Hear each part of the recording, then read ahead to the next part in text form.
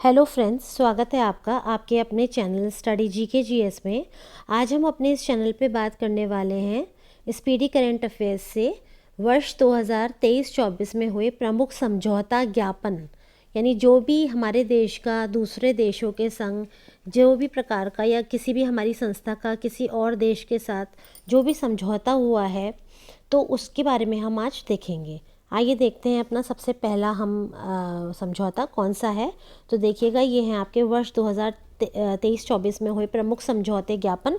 और सबसे पहला जो हमारा समझौता है वो है हमारा हाइड्रोजन फ्यूल सेल बस के लिए। किस चीज़ के लिए? हाइड्रोजन फ्यूल सेल बस के लिए जो है हमारा पहला समझौता हुआ है।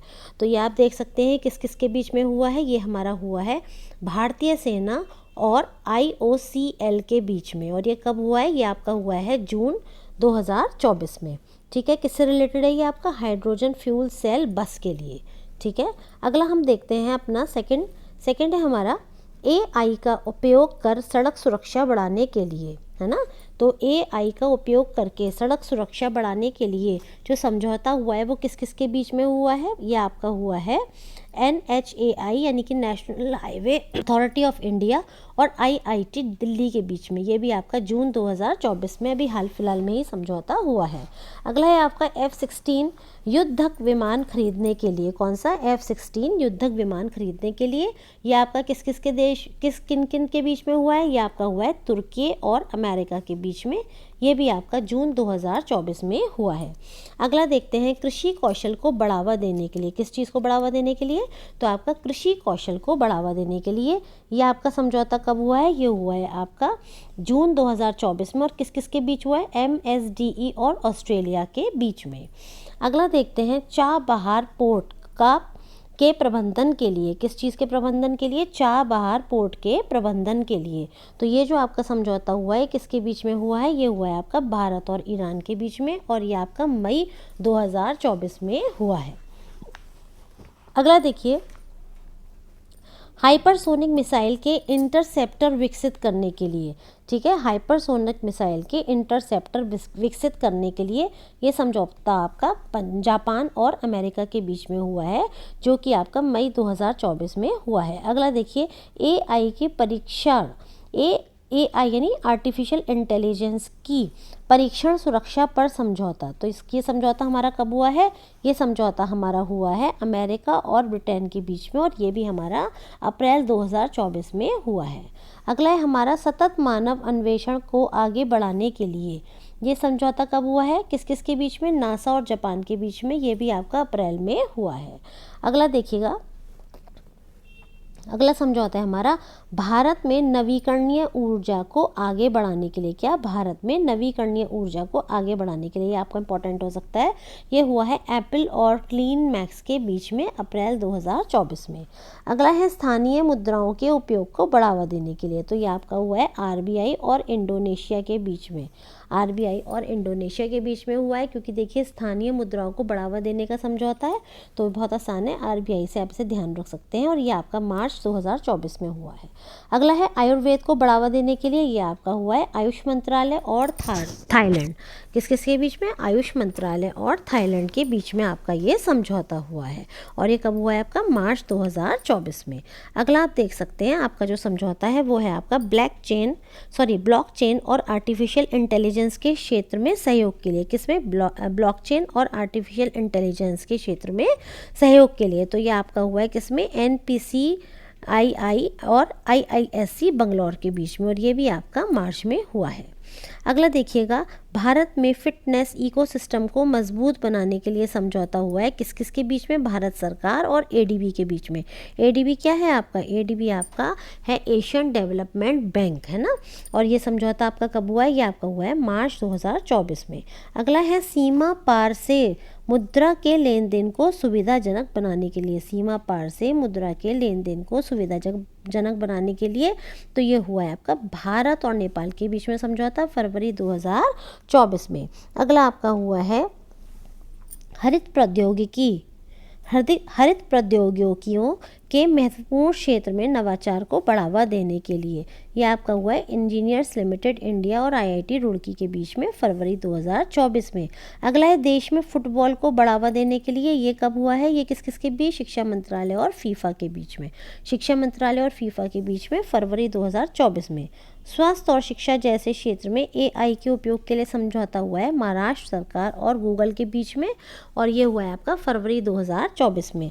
अगला है आपका नवीकरणीय ऊर्जा क्षेत्र में नवाचार और अनुसंधान के लिए। नवीकरणीय ऊर्जा के क्षेत्र में नवाचार और अनुसंधान के लिए ये आपका हुआ है इरेडा और आईआईटी भुवनेश्वर के बीच में। ठीक है, तो ये भी आपका इंपॉर्टेंट है, नवीकरणीय ऊर्जा से संबंधित है।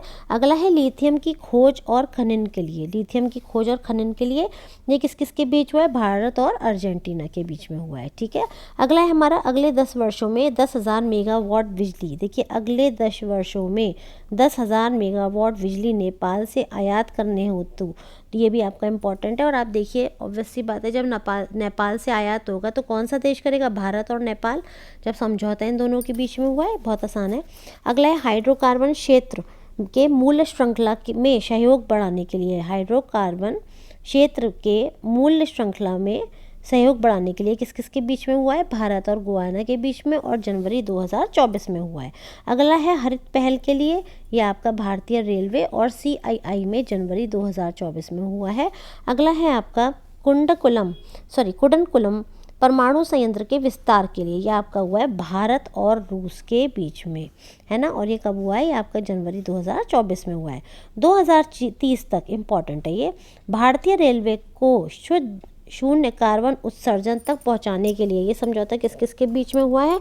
तो ये आपका हुआ है भारत और यूएसएआईडी के बीच में। ठीक है, यूएसएआईडी के बीच में, यूएसएआईडी और भारत के बीच में। ठीक है, अगला है आपका सूचना और प्रौद्योगिकी के क्षेत्र में सहयोग के लिए समझौता हुआ है। तो ये किस किस के बीच में हुआ है? सूचना और प्रौद्योगिकी के क्षेत्र में समझौता भारत और ओमान के बीच में जनवरी 2024 में। डिजिटल परिवर्तन, डिजिटल चेंज के लिए एसेंचर कंपनी जो है आपकी और आपकी यूनियन बैंक के बीच में हुआ है दिसंबर 2023 में। शिक्षा के क्षेत्र में सहयोग के लिए यह आपका भारत और केन्या के बीच दिसंबर 2023 में हुआ है। अगला है सेमीकंडक्टर उद्योग के विकास के लिए भारत और यूरोपीय संघ के बीच में नवंबर 2023 में हुआ है। आईएनएस व्यास के मिड लाइफ अपग्रेड को सशक्त बनाने के लिए रक्षा मंत्रालय और कोचिन शिपयार्ड लिमिटेड के बीच में हुआ है। अगला है आपका चुनावी साक्षरता को बढ़ावा देने के लिए। तो ये आपका ईसीआई और शिक्षा मंत्रालय के बीच में हुआ है। ECI election commission of India है ना, चुनावी साक्षरता ईसीआई और शिक्षा मंत्रालय के बीच में। अगला है श्रमिक छात्रों और पेशेवरों को निर्बाध आवाजाही और प्रवासन के लिए। तो ये हुआ है भारत और इटली के बीच में अक्टूबर 2023 में। अगला है एरोस्पेस शिक्षा और नवाचार को बढ़ावा देने के लिए एयरबस और आईआईटी कानपुर के बीच में हुआ है अक्टूबर 2023 में। अगला है आपका हरित हाइड्रोजन के लिए, है ना। तो ये आपका कब हुआ है? ये हुआ है भारत और सऊदी अरब के बीच में अक्टूबर 2023 में। अगला है नवीकरणीय ऊर्जा परियोजनाओं के वित्त पोषण हेतु इरेडा और बैंक ऑफ महाराष्ट्र के बीच में अक्टूबर 2023 में हुआ है। अगला है ऊर्जा के क्षेत्र में सहयोग के लिए भारत और सऊदी में हुआ है सितंबर 2023 में। नागरिक उड्डयन के क्षेत्र में सहयोग बढ़ाने के लिए समझौता जो हुआ है ये हुआ है भारत और न्यूजीलैंड के बीच में, और ये कब हुआ है? ये आपका हुआ है सितंबर 2023 में। अगला है बिहार में राजमार्गों के उन्नयन के समझौता के लिए एडीबी एशियाई डेवलप बैंक और भारत सरकार के बीच में ये समझौता अगस्त 2023 में हुआ है। तो इस तरह से हमने देखा कि प्रमुख समझौते भारत के अन्य देशों या संस्थाओं के संग कौन कौन से हुए हैं, और ये इनमें से भी कभी कभी एक प्रश्न आ जाता है, एक या दो प्रश्न आ जाते हैं, खासकर जो टारगेट होते हैं। जैसे कि ये होता है कि 2030 तक ये मान लीजिए ऐसे पूछ ले कि भारतीय रेलवे को शुद्ध शून्य कार्बन उत्सर्जन तक पहुंचाने हेतु समझौता किस किस के बीच में हुआ है, या ये पूछ लिया जाए किस वर्ष तक का लक्ष्य है। तो ये आपको पता होना चाहिए कि यूएसएआईडी और भारत के बीच में हुआ है, और जो वर्ष है 2030 है। तो इस तरह से मैं अपना वीडियो समाप्त कर रही हूँ। अगर आपको मेरा वीडियो पसंद आया हो तो प्लीज़ आप लाइक, कमेंट एंड शेयर कीजिएगा। धन्यवाद।